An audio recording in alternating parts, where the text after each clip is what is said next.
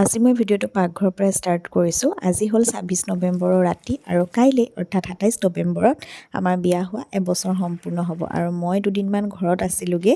সেইকাৰণে আজি এই ধুনীয়া দিনটোত তাকেই মাতি দিলোঁ আৰু আমি এনেকৈ ঘৰতে সৰুকৈ আয়োজন কৰি পেলাই সি ভাল পোৱা ধৰণে মই গোটেইখিনি বনাইছোঁ আৰু ৰাতি ১২টা বজাত আমি কেকো কাটিলোঁ।